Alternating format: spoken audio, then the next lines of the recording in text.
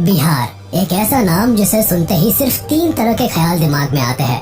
पहला, सम्राट अशोक की गौरवशाली मगध की धरती, और दूसरा कंट्री की आईएएस एंड आईआईटीज फैक्ट्री, और तीसरा देश का सबसे पिछड़ा राज्य जहां ना तो शिक्षा की अच्छी व्यवस्था है और ना ही लॉ एंड ऑर्डर की समुचित सुरक्षा, जहां रोजगार के लिए हर घर का बबुआ दूसरे शहर जाता है या तो पूर्वजों की धरती पर फसल उगाता है। इस वक्त जहां देश के कोने कोने में इंडस्ट्रीज पहुंच रही है, वहीं आखिर बिहार में ऐसा क्यों है कि हर कंपनी या इंडस्ट्री जाने से कतराती रही है? क्यों आज भी बिहार के बेस्ट माइंड्स इंजीनियरिंग करके दूसरे शहर में रहने को मजबूर है? क्यों बिहार का बच्चा एमबीए नहीं लेकिन एसएससी, पीसीएस और आईएएस की तैयारी करने पटना का रुख करता है? क्यों बिहार के गरीब और कम शिक्षित व्यक्ति को मजदूरी करने दिल्ली, गुजरात, पंजाब और कलकत्ता की ओर रुख करना पड़ता है? भारत की आईएएस और आईआईटीज फैक्ट्री बिहार है, यानी अपने देश का हर 10वां आईएएस बिहार से है। और आईएएस ही क्यों, टॉप क्लास आईआईटीएंस, इंजीनियर से लेकर आईआईएम ग्रेजुएट्स तक सभी बिहार से ही ज्यादा निकलते हैं। एग्रीकल्चर सेक्टर में भी ग्रोथ करते हुए ये स्टेट इंडिया का 4th largest vegetable producing state और 8th largest fruit producing state है। बिहार के अचीवमेंट्स की इमारत यहीं तक लिमिटेड नहीं है। अगर हिस्ट्री उठाकर देखें तो नंदा डायनेस्टी और मौर्यन एम्पायर जैसे पावरफुल किंगडम का राइज भी इसी स्टेट से रहा है। ये बिहार की ग्लोरी ही है कि हमें यहाँ से गौतम बुद्ध और महावीर जैसे महान संत मिले हैं। साथ ही साथ चाणक्य, आर्यभट्टा जैसे ग्रेट स्कॉलर्स भी इसी स्टेट से रहे हैं। अपने समय की वर्ल्ड फेमस यूनिवर्सिटीज नालंदा और विक्रमशिला भी बिहार में ही हुई है। लेकिन हिस्टोरिकली इतना रिच और पॉपुलर होने के बाद भी ये स्टेट बड़ी इन्फ्लुएंशियल कंपनीज को अपने स्टेट तक खींच लाने में पूरी तरह फेल रहा है। आखिर क्या रीजंस रहे हैं कि बाकी स्टेट्स की तरह यहाँ कंपनीज और इंडस्ट्रीज अपना एक्सपेंशन करने में फेल रही है? आखिर क्यों कोई भी इंडस्ट्री बिहार में अपना मैन्युफैक्चरिंग प्लांट नहीं लगाना चाहती है? इस राज्य में इन्वेस्टमेंट की इतनी किल्लत क्यों है? अब इस सवाल का जवाब लॉजिकली चाहे जो भी हो, लेकिन जब बिहार के चीफ मिनिस्टर से स्टेटमेंट मांगा गया तो उनका कहना कुछ ऐसा था। ये सही बात है कि कोई बड़ा उद्योग यहाँ कोई आना नहीं चाहता। ये चारों तरफ कहीं कोई समुद्र नहीं, जो समुद्र के नजदीक वाले इलाके होते हैं वहीं पर लोग लगाते हैं। अब नीतीश कुमार ऐसा इसलिए मानते हैं क्योंकि बिहार से सबसे नजदीकी पोर्ट वेस्ट बंगाल में लोकेटेड है, जिसकी बिहार से दूरी 700 किलोमीटर है, यानी आसपास समंदर का नामो निशान नहीं है। तो फिर भला क्यों कोई इंडस्ट्री इतनी दूर अपनी फैक्ट्री खोलने का रिस्क उठाएगी? कुछ ऐसी ही सोच बिहार की सत्ता में बैठे बड़े नेताओं की भी रही है। तभी तो स्टेट से कोस्टल एरियाज में पोर्ट डेवलप करने की मांग भी कई बार उठ चुकी है। मगर देखा जाए तो भारत में केवल बिहार ही एक लैंडलॉक्ड स्टेट नहीं है। ऐसी कई स्टेट्स है जो लैंडलॉक्ड होने के बाद भी डेवलप होने में कामयाब रही है। अब जरा इस मैप पर ही नजर डाल लीजिए। इसमें पंजाब, हरियाणा जैसे राज्यों में क्या आपको सुंदर बीचेस और बड़े ओशन नजर आ रहे हैं? नहीं ना। लेकिन टोटली लैंडलॉक्ड होने के बाद भी यहाँ फैक्ट्रीज की कोई कमी नहीं है। स्पेशली ये दोनों राज्य इंडस्ट्रियल इन्वेस्टमेंट को अपनी तरफ खींचने में काफी कामयाब रहे हैं। खास तौर पर हरियाणा इंडस्ट्रियल सेक्टर सालों से लार्जेस्ट ऑटोमोबाइल हब बनकर बैठा है। इसने आईटी फील्ड में भी काफी तेजी से ग्रो किया है। वहीं पंजाब एक बड़ा टेक्सटाइल हब है। इसे वीट बोल के रूप में तो लोग जानते ही है, लेकिन ये स्टेट अपने sports goods, leather works, optical, semiconductor, instrumentation और आईटी कंपनीज के लिए भी मशहूर है। अब अगर ये जरा भी सच होता तो बिहार अपने प्री कॉलोनियल पीरियड में कभी ट्रेड नहीं कर पाता। इतिहास हमें बताता है कि मुगल एरा से लेकर मॉडर्न पीरियड में भी इस स्टेट का व्यापार इंडियन ओशन से कनेक्टेड था। फर्टाइल लैंड होने की वजह से स्टेट के किसान रबी और खरीफ दोनों तरह की फसलें उगाते थे और इंडियन ओशन के जरिए उसे एक्सपोर्ट भी करते थे। ब्रिटिश राज में पटना एक इम्पोर्टेंट ट्रेड सेंटर बनकर भी उभरा था, लेकिन इस राज्य की फेल्ड इंडस्ट्रियल पॉलिसीज के कई सारे रीजंस रहे हैं। इंडिपेंडेंस के बाद देश में इंडस्ट्रियलाइजेशन ना के बराबर थी। मुख्य रूप से बिहार और वेस्ट बंगाल ही पूरे देश का इंडस्ट्रियल स्पॉट था। यहाँ माइंस की उपलब्धता थी। इन दिनों देश में कई शहर थे जहाँ माइंस और रॉ मटेरियल की कमी के कारण इंडस्ट्रियलाइजेशन नहीं हो पा रहा था। तो इसीलिए पूरे देश में इंडस्ट्रियलाइजेशन को स्प्रेड करने के लिए सरकार ने फ्रेट इक्वलाइजेशन पॉलिसी लाई, जिसके द्वारा माइंस और रॉ मटेरियल के माल ढुलाई के खर्च को गवर्नमेंट ने सब्सिडाइज कर दिया, जिससे कि इंडस्ट्रियल मालिकों को ट्रांसपोर्टेशन में आने वाला खर्च अब अधिक नहीं रहा। इस पॉलिसी के बाद देश में इंडस्ट्रियल क्रांति आ गई। अब दिल्ली, मुंबई, सूरत, वडोदरा जैसे शहरों में फैक्ट्रीज लगने लगी। इस पॉलिसी से देश में तो इंडस्ट्रियलाइजेशन आ गई, लेकिन इस पॉलिसी ने बिहार के इंडस्ट्रियलाइजेशन की जड़ों को हिला दिया। अब इंडस्ट्रीज यहाँ आने के बदले यहाँ के रॉ मटेरियल्स को बड़े शहरों में इंपोर्ट करने लगे और बिहार कुछ ही दिनों में बस रॉ मटेरियल सप्लाई मैनेजमेंट का हिस्सा बनकर रह गया। सन 2000 में बिहार और झारखंड के बंटवारे के बाद तो स्थिति और बदतर हो गई। झारखंड के साथ ही बिहार से टाटानगर, जमशेदपुर और छोटा नागपुर का एरिया भी चले गए। अब बिहार में बचे तो कुछ लाइमस्टोन की खदानें और खेतीहर मजदूर जिनके पास अपने खेत तक नहीं थे। वहीं दूसरी ओर सरकार ने फेड इक्वलाइजेशन पॉलिसी के तहत सिर्फ मैन्युफैक्चरिंग यूनिट्स के ही रॉ मटेरियल्स जैसे iron, steel, fertilisers and cement वगैरह पर ही सब्सिडी लगाई, जिससे कि बिहार की जो इंडस्ट्रीज थी वो तो अब बाहर का रुख करने लगी। लेकिन उन्हीं दिनों टेक्सटाइल एंड कॉटन, पेट्रोलियम और इलेक्ट्रिकल पावर की जो इंडस्ट्रीज थी वो बिहार की तरफ न आ सकी, क्योंकि इन इंडस्ट्रीज को किसी भी तरह की सब्सिडी या छूट नहीं मिल सकी। इस पॉलिसी ने बिहार इंडस्ट्रियलाइजेशन को दोहरी मार दे दी। अब स्टील इंडस्ट्री को ही ले लेते हैं। पहले सिर्फ बिहार और वेस्ट बंगाल में ही स्टील प्लांट्स थे और इन दिनों पंडित जवाहरलाल नेहरू ने स्टील इंडस्ट्रीज को प्रमोट करने के लिए बिहार के कई जिलों समेत पश्चिम बंगाल, मध्य प्रदेश और उड़ीसा के भी जगहों पर प्लांट्स लगाने की बात की थी।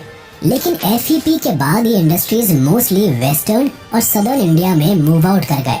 वहीं दूसरी ओर महाराष्ट्र और गुजरात में टेक्सटाइल इंडस्ट्रीज बिहार की तरफ नहीं आ पाई, क्योंकि कॉटन जैसे कच्चे माल के ट्रांसपोर्टेशन के लिए किसी भी तरह की सब्सिडी नहीं मिली थी। इस तरह पश्चिमी और दक्षिणी भारत में वहाँ की अपनी इंडस्ट्रीज और एफईपी के बाद मैन्युफैक्चरिंग इंडस्ट्रियलाइजेशन बहुत बढ़ गई। वही पूर्वी उत्तर भारत में जो बचे हुए इंडस्ट्रीज थे वो भी मूव आउट कर गए, स्पेशली बिहार से, और इस तरह से बिहार से इंडस्ट्रीज खत्म होने के कगार पर पहुंच गई। अंग्रेजों के समय में बिहार में जमींदारी प्रथा लागू कर दी गई थी, जिसके तहत किसानों को किसी भी कीमत पर हर सीजन में जमींदार को लगान देना पड़ता था। ऐसे में किसान कई बार सूखे और बाढ़ की वजह से लगान नहीं दे पाते थे। अब ऐसी स्थिति में जमींदार उनके खेत ले लिया करते थे और ये किसान अब अपने ही जमीन पर मजदूर की तरह खेती करने को मजबूर हो गए। ऐसी स्थिति में भारत के आजादी तक अनइवन रूप से जमीनें बटी हुई थी, जिसके कारण बिहार के 50% से अधिक खेतीहर मजदूर बन गए थे, क्योंकि वो जमींदारों की खेती करने लगे थे। 1950 में जमींदारी अबॉलिश हुई और फिर 1962 में आए लैंड सीलिंग एक्ट के तहत बिहार में सिंगल लैंड ओनरशिप को खत्म करने की कोशिश की गई, लेकिन आज तक गवर्नमेंट इस पर अधिक काम नहीं कर पाई। उसके बाद बिहार में कभी भी लैंड रिफॉर्म्स नहीं हुए, जिससे बिहार की जमीनें छोटे छोटे टुकड़ों में ही बटी रह गई। दरअसल बिहार की इकोनॉमी में एक बड़ा कंट्रीब्यूशन एग्रीकल्चर सेक्टर का रहता है, जहाँ के लोकल लोग अपनी जमीन पर फैक्ट्रीज लगाने के बजाय इस पर खेती करना ज्यादा बेहतर समझते हैं। सालों से ये लोग अपना गुजर बसर करने के लिए जमीन पर ही निर्भर है। इनसे न केवल इनका घर चलता है, बल्कि इनकी जरूरती सुविधाएं भी जमीन के सहारे ही पूरी होती है। आज भी बिहार की 80% आबादी डायरेक्टली या इनडायरेक्टली एग्रीकल्चर सेक्टर में इन्वॉल्व है। ऐसे में जमीन के मालिकों से लैंड एक्वायर करके वहाँ मैन्युफैक्चरिंग प्लांट की इमारत खड़ी करना केवल एक सपना ही रह जाता है। अब आप सोच रहे होंगे कि एक प्राइवेट कंपनी आखिर डायरेक्टली सरकार से भी तो लैंड ले सकती है। ऐसा करना पॉसिबल नहीं हो पाता है, क्योंकि राज्य में लोगों ने बेहद ही छोटी छोटी मात्रा में लैंड खरीद रखे हैं। अगर कंपनी को 10 हेक्टेयर जमीन की भी जरूरत होती है तो सरकार को इस डील को पास करने में 100 लोगों से समझौते करने पड़ते हैं। इतने कॉम्प्लेक्स पैटर्न के चलते सरकार चाहकर भी प्राइवेट कंपनी को जमीन नहीं दे पाती है। खुद बिहार के फाइनेंस मिनिस्टर रह चुके सुशील मोदी ये तक कह चुके हैं कि कोई भी प्राइवेट इंडस्ट्री बिहार में कदम नहीं रखना चाहती, क्योंकि सरकार के पास देने के लिए जमीन है ही नहीं। यहाँ की सरकार भी प्राइवेट कंपनीज को लेकर इतना सपोर्टिव रवैया नहीं रखती है। अब ऐसा हम इसीलिए कह रहे हैं क्योंकि पहले भी कई स्मॉल स्केल इंडस्ट्रीज ने बिहार में फलने फूलने की कोशिश की है, लेकिन उनके हाथ केवल निराशा ही लगी है।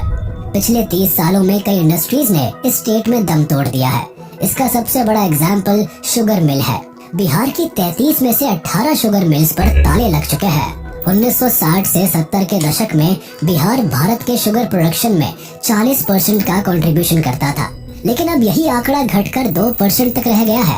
राइस मिल्स की बात करें तो बिहार का 40% कल्टीवेटेड लैंड चावल उगाने के काम आता है, इस स्टेट में कभी 3000 राइस मिल्स हुआ करती थी, लेकिन स्कैम की चपेट में आते ही इसमें से 2000 मिल्स रातों रात बंद हो गई।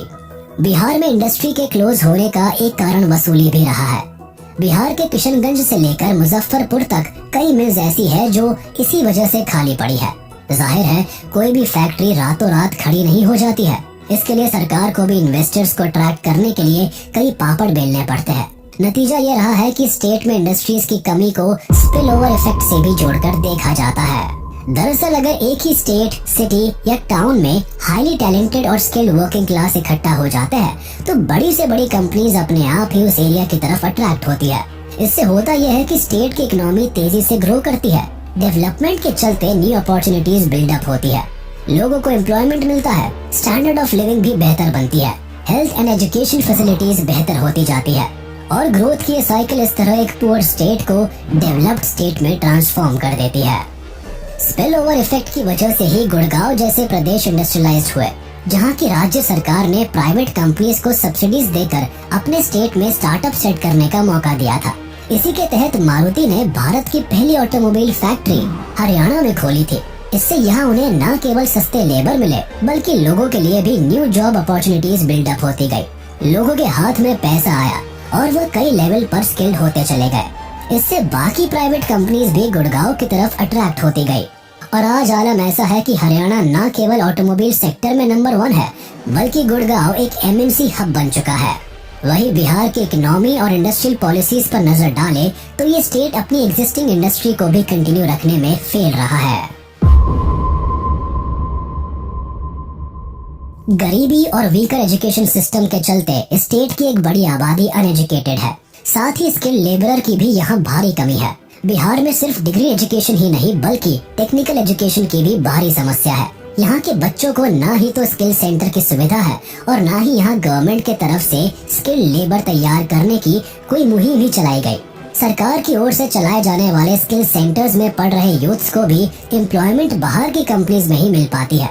ऐसे में स्किल्स का प्रसार प्रचार भी नहीं हो पाता। अब टेक्नोलॉजी के जमाने में सारी कंपनीज और ऑर्गेनाइजेशंस को स्किलफुल लोग चाहिए होते हैं, जिसकी कमी के कारण बिहार का रुख नहीं कर पाते।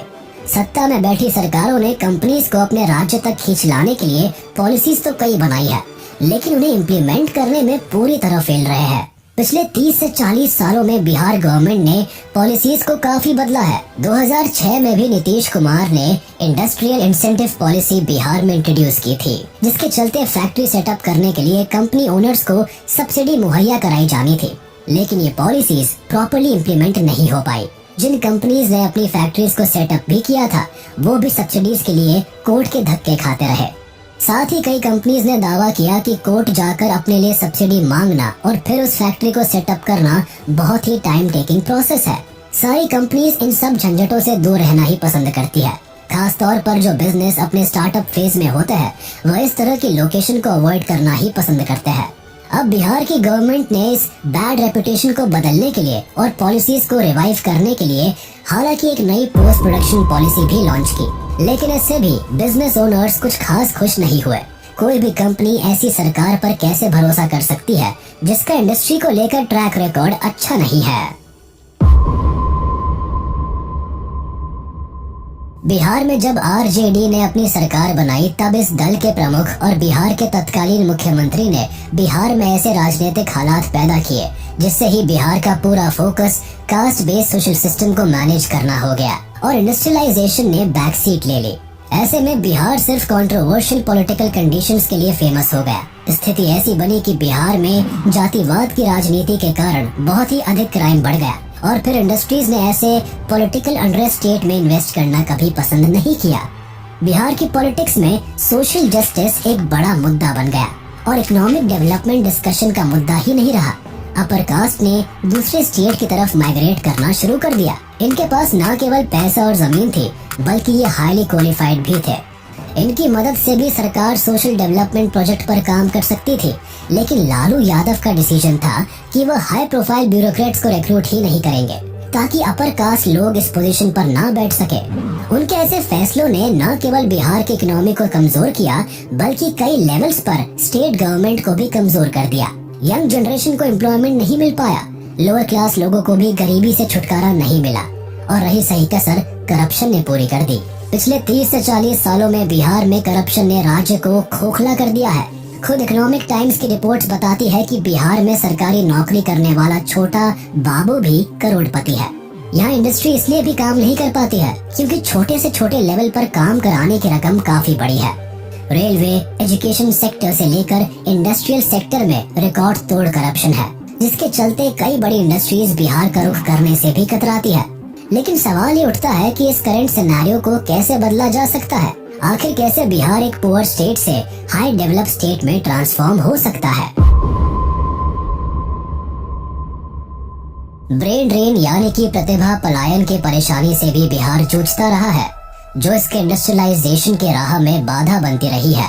यहाँ के बच्चे या तो यूपीएससी या पीएससी की परीक्षाओं की तैयारी करते हैं और या तो मेडिकल या इंजीनियरिंग करके बाहर चले जाते हैं। दूसरे राज्यों में इन्हें बेहतर लाइफस्टाइल और पेमेंट मिलता है, जिसकी वजह से यहाँ के लोग ही यहाँ अपनी सर्विसेज नहीं देना चाहते। बिहार के कई पूंजीपति भी इस राज्य में अपना व्यापार, कंपनी और फैक्ट्री नहीं खोलना चाहते।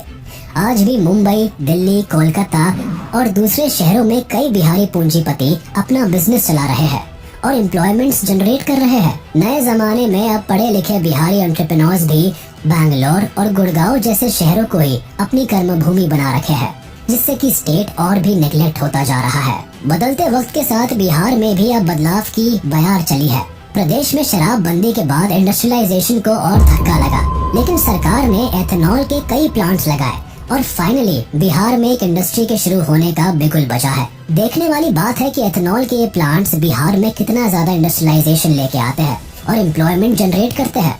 इसके अलावा यहाँ सीमेंट्स की कई मैन्युफैक्चरिंग यूनिट्स भी सेटअप हुई है। लेकिन ये डेवलपमेंट्स बिहार के सालों से ठप हुई इकोनॉमिकल व्यवस्था को कितना सपोर्ट करेंगे, ये ध्यान देने की बात होगी। बिहार के इकोनॉमिक डेवलपमेंट चैलेंजेस ने आपको कितना सरप्राइज किया, हमें कमेंट सेक्शन में जरूर बताएं। वीडियो अच्छी लगी हो तो इसे लाइक शेयर जरूर करें और चैनल को सब्सक्राइब करना ना